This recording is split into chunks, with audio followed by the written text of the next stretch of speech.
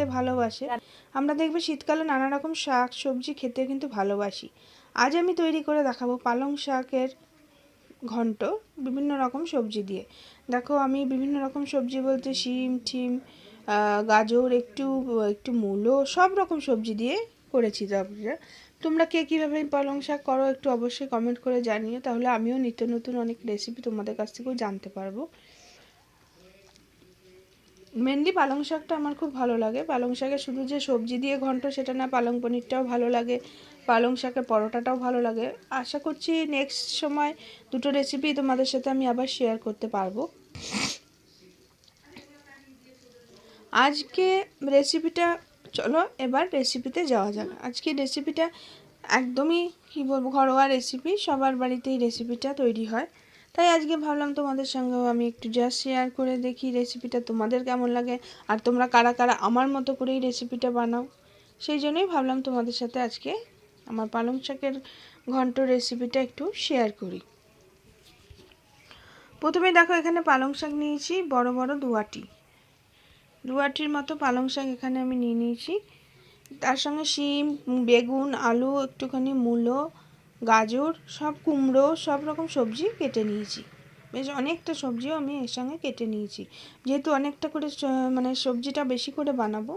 আর শীতকালে দেখবে সবজিটা খেতে কিন্তু দারুণ লাগে। আমি দুয়াটি পালং শাক দুয়াটি বেছে বুঝে করে নিচ্ছিলাম আর কি। দেখো কেটে গুছিয়ে নিয়েছি, ধুয়ে টুয়ে একটু মটরশুঁটি ছিল সেটাও দিয়ে দিলাম। এবার কড়াইতে সামান্য সর্ষের তেল গরম করে নিলাম। সর্ষের তেলটা গরম হয়ে যাওয়ার পরে তার মধ্যে দিয়ে দেবো কালো জিরে। এবার দেখো একদম পরিমাণ মতো কালো জিরে দিলাম, খুব বেশিও না খুব কমও না, কালো জিরে দিয়ে দিলাম। দিয়ে এবার তার মধ্যে 4-5টা বড়ি দিয়ে দেবো। এটা বিউলির ডালের বড়ি, তোমরা চাইলে মটর ডালের বড়ি দিয়েও করতে পারো। দেখো বড়িগুলো আমি একটু ভেঙে ভেঙে দিচ্ছি যাতে পরে আর ভাঙতে না হয়, গোটা গোটা থাকলে পরে ভেঙে দিতে হয় আবার। তা আমি হাত দিয়ে ভেঙে ভেঙেই বড়িগুলোকে লাল লাল করে ভেজে নিচ্ছি।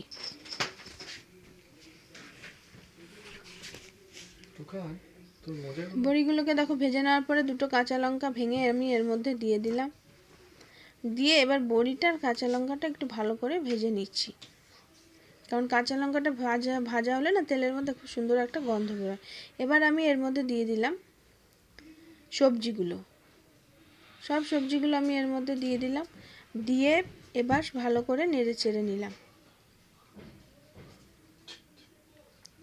সবজিগুলো দিয়ে ভালো করে নেড়ে চেড়ে নিলাম, নিয়ে এরপরে এবার একটু এর মধ্যে নুন আর হলুদ এর মধ্যে দিয়ে দিলাম। পরিমাণ মতো নুন দিলাম, এখানে আমি ছোটো চামচের 2 চামচ নুন দিয়ে দিয়েছি।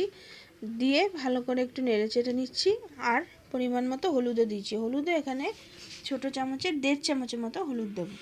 দেখো এই 1 চামচ দিয়ে দিলাম, এরপরে আবার আর একটু সামান্য আর একটু দিয়ে দেবো, কারণ শাকে খুব বেশি হলুদ না দিলেও হয়।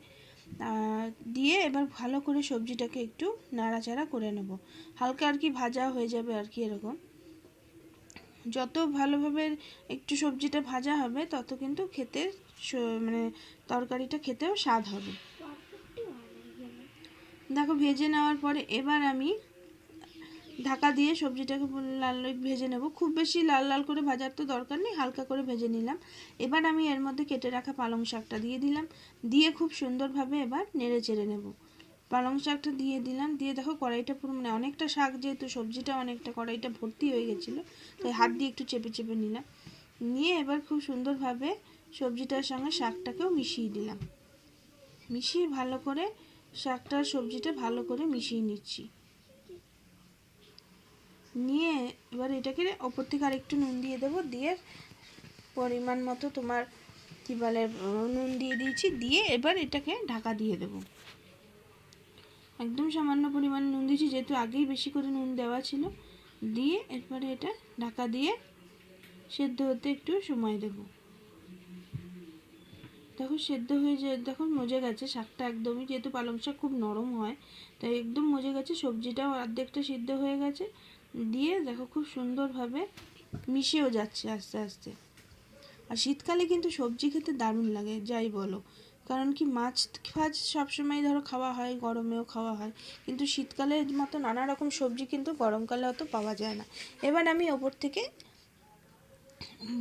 বড় চামচের 1 চামচ চিনি দিয়ে দিলাম, কারণ শাক তো মিষ্টি না হলে শাক ভালো লাগে না খেতে। আর বিশেষ করে আমরা একটু মিষ্টি মিষ্টি শাকের এই ঘন্টগুলো খেতে ভালোবাসি, তাই জন্য এবারে 1 চামচ মিষ্টি দিয়ে দিলাম। দিয়ে আবার ভালো করে নেড়ে চেড়ে আবার ঢাকা দিয়ে দেবো। আর পালং শাকে কিন্তু প্রচুর ভিটামিন থাকে, এবং যে কোনো শাকেই প্রচুর ভিটামিন থাকে, কিন্তু পালং শাকটা বলে মানে ভালো। কিন্তু হ্যাঁ, যাদের থাইরয়েড থাকে তাদের পক্ষে একটু সমস্যা হয়, তাও শীতকালে 1-2বার হয়তো খেতেই মানে অসুবিধা হয় না। দেখো শাকের ভেতর থেকে কতটা জল বেরিয়েছে, দেখো দেখলাম সেদ্ধ হয়ে গেছে। এবার এই জলটাকে টানিয়ে নেব। এবার দেখো জলটাকে ভালো করে টানিয়ে একদম শুকনো করে ভাজা ভাজা করে নেব, যাতে জল একদম না থাকে, মানে জল জলে যেন না হয়। মানে ঘন্ট মানে একদম মাখা মাখা হবে, তাহলে খেতে বেশি স্বাদ হবে। সেই জন্য ঢাকা দিয়ে দিয়ে আর গ্যাসটাকে একটুখানি সিম থেকে একটুখানি বাড়িয়ে দিয়ে ভালো করে জলটাকে টানিয়ে নেবো। দেখো জলটা একদম টেনে গেছে। এরপরে দেখো একদম মানে মাখা মাখাও হয়ে গেছে। এরপরে ওপর থেকে একটু ধনেপাতা কুচি ছড়িয়ে দিলাম। ধনেপাতা তোমাদের ইচ্ছে না করলে তোমরা নাও দিতে পারো, কিন্তু আমার মনে হয় ধনেপাতা দিলে গন্ধটা আরও বেশি সুন্দর হয় আর খেতেও বেশি স্বাদ হয়। ধনেপাতা কুচি দিয়ে দিলাম, দিয়ে আবার ভালো করে নেড়ে চেড়ে নিলাম। ভালো করে নেড়ে চেড়ে নিয়ে এরপরে এটা নামিয়ে পরিবেশন করব। রেসিপিটা কেমন লাগলো অবশ্যই সবাই কমেন্ট করে জানিও। ভালো লাগলে আমার চ্যানেলটিকে লাইক, শেয়ার আর সাবস্ক্রাইব করতে ভুলো না, এবং পাশে থাকা বেল আইকনটা অবশ্যই প্রেস করো, যাতে নিত্য নতুন রেসিপির আপডেট তোমাদের কাছে চলে যায়। দেখো তৈরি হয়ে গেছে আজকের রেসিপি, শীতকালের সবজি দিয়ে পালং শাকের ঘন্ট। এবার আমি নামিয়ে পরিবেশন করব, কারণ কি বেশিক্ষণ আর করবো না, তাহলে ধনেপাতার গন্ধটা আবার থাকে না বেশি ভাজা ভাজা করলে। এরপরে দেখো নামিয়ে নিলাম, নামিয়ে পরিবেশন করছি। 2টো কাঁচা লঙ্কা সাজিয়ে পরিবেশন করছি পালং শাকের ঘন্ট। সবাই অবশ্যই বাড়িতে আমার মতো করে একবার ট্রাই করে দেখো, আশা করছি সবার ভালো লাগবে। তোমরা কি কীভাবে পালং শাক রান্না করো অবশ্যই কমেন্ট করে জানিও, তাহলে আমিও তোমাদের মতো করে রান্না করে দেখবো কেমন হয় খেতে।